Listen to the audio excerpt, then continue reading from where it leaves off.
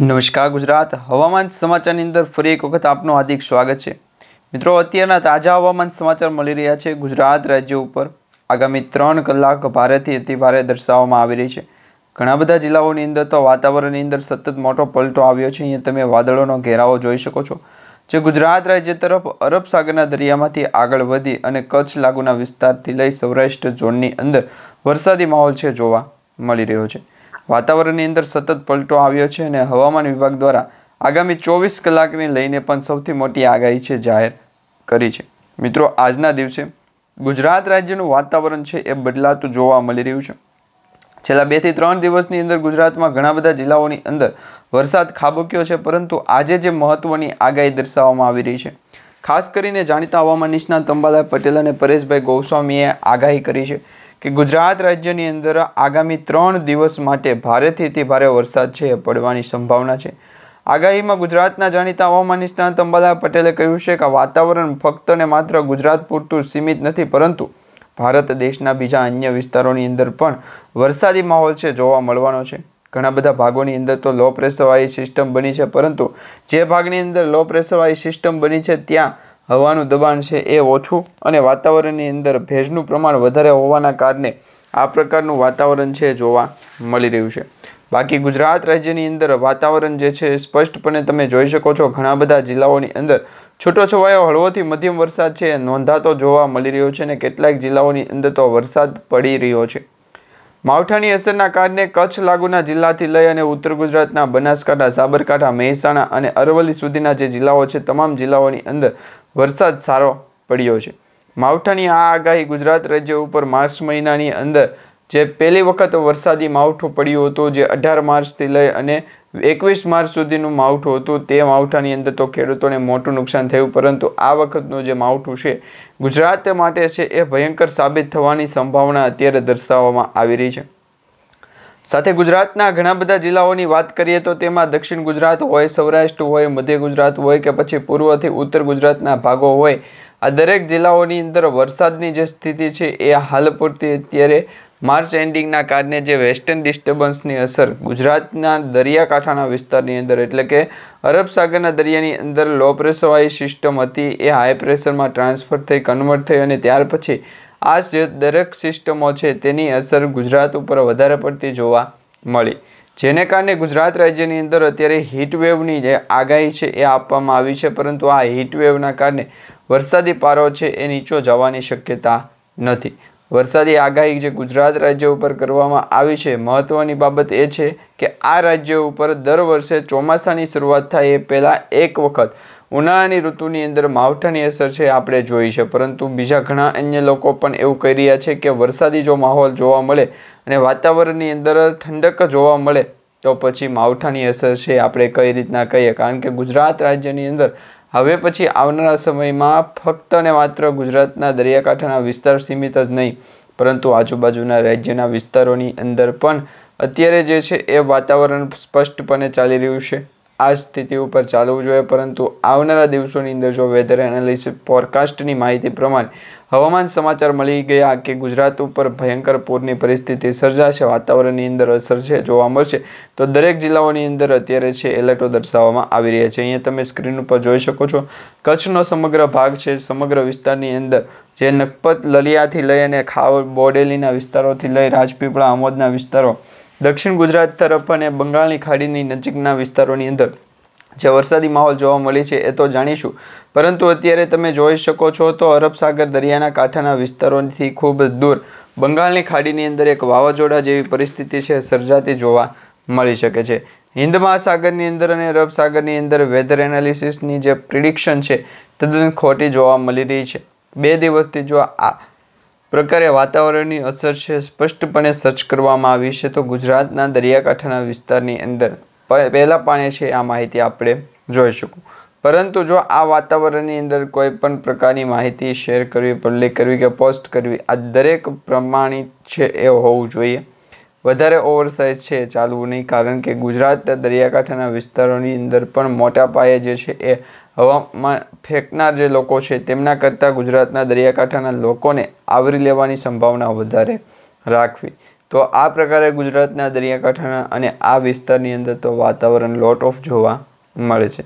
2 થી 3 ગુજરાતના દરિયાકાંઠાના વિસ્તારોની અંદર હવામાન સમાચાર જે છે એના જે આગાહી જે દર્શાવવામાં આવી હોય છે, આગાહીના ભાગરૂપે તમે જોઈ શકો છો ગુજરાત ઉપર વાદળોનો એક મોટો ઘેરાવો જોવા મળ્યો છે ને આ ઘેરાવો સતત ગુજરાતની નજીક છે પરિભ્રમણ કરી રહ્યો હોય તેવું અત્યારે અનુમાન લગાવવામાં આવી રહ્યું છે અને આ ઘેરાવાના કારણે ગુજરાત દરિયાકાંઠાના વિસ્તારોની અંદર વધારે પડતું અસર છે જોવા મળી શકે છે.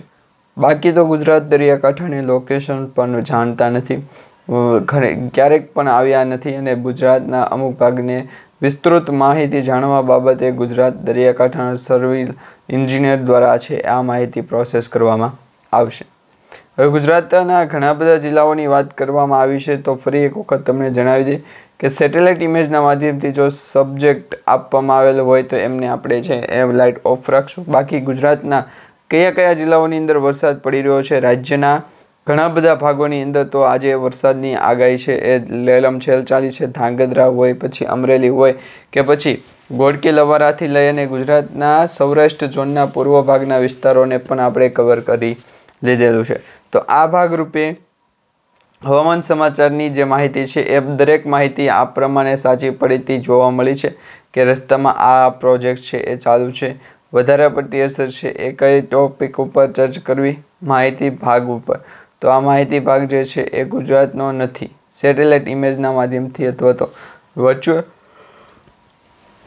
ગુજરાત રાજ્યની અંદર ભારેથી અતિભારે પવનની પણ સ્થિતિ છે આજે દર્શાવવામાં આવી રહી છે. કયા ભાગ ઉપરથી પવન જોવા મળી રહ્યો છે તે તમને જણાવીએ તો અત્યારે તમે સ્પષ્ટપણે જોઈ શકો છો વાદળોનો ઘેરાવો જોવા પડ્યો તે પહેલાં ગુજરાતના 2 થી 3 જિલ્લાઓની અંદર વરસાદ જે ખાબક્યો, દ્વારકા તેમજ ભાણવડ, પોરબંદર વચ્ચેના દરિયાકાંઠાના વિસ્તારોની અંદર જે છે એ લોકેશન પલાળી દીધું અને આ હવામાનની અંદર ફેરફાર થાય.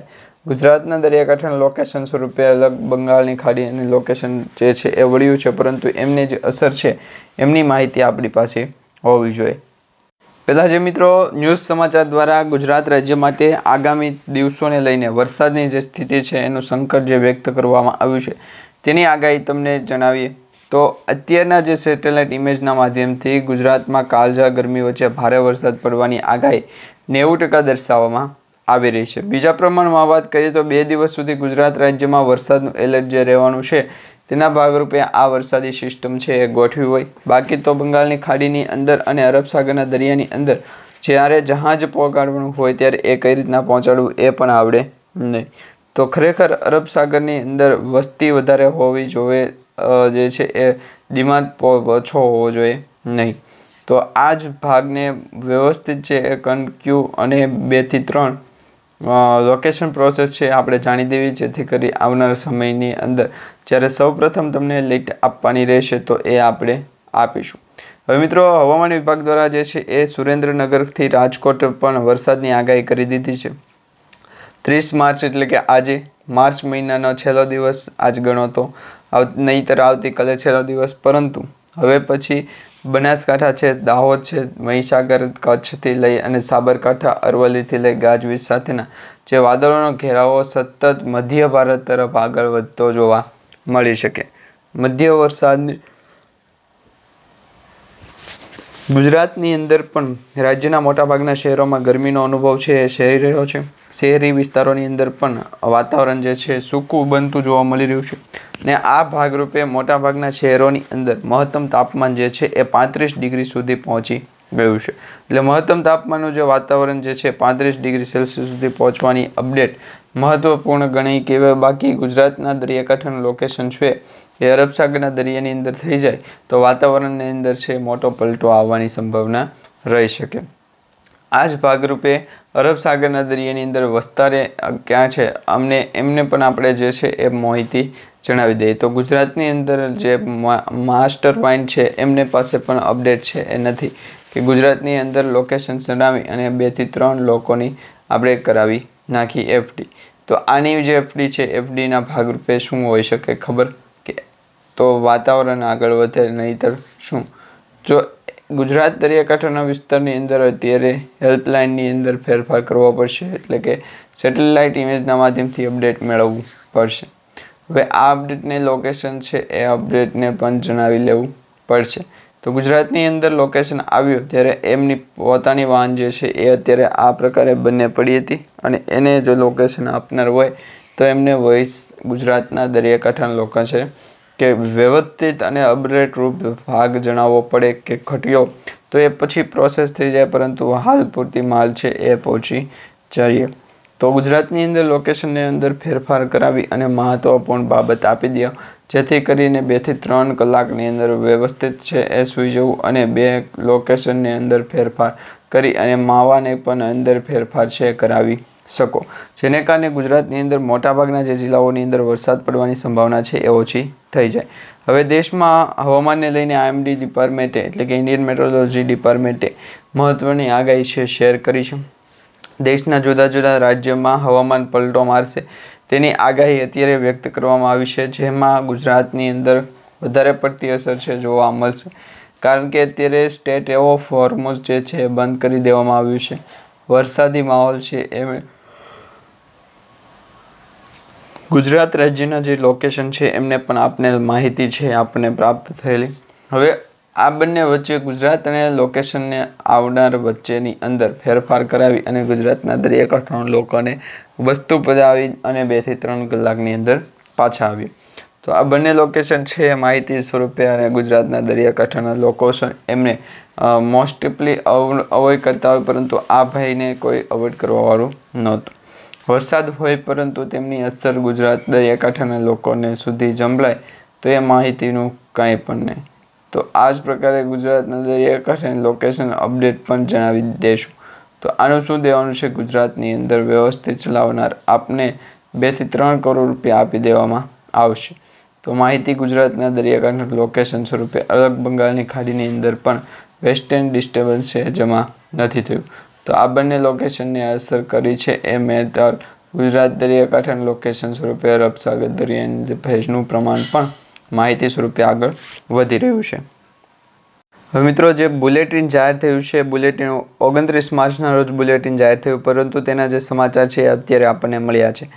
જે સમાચારની અંદર ગુજરાત રાજ્યના દીવ, દમણ અને દાદરાનગર હવેલી માટે હવામાન આગાહી છે બુલેટિન તારીખ પ્રમાણે, એટલે કે 29 માર્ચથી લઈ અને UTC ડોઝન્ટ પર આધારિત રહેશે. આ ચાર્ટ ઉપર ઉપલબ્ધ MNMWP છે મોડલ એકાઉન્ટ પર આધાર રાખે છે કે ગુજરાતની અંદર વેધર એનાલિસિસની ફોરકાસ્ટ માહિતી છે અપડેટ જણાવી દે અને આ બંગાળની ખાડીને લોકેશન સ્વરૂપે અપડેટ જણાવી દે.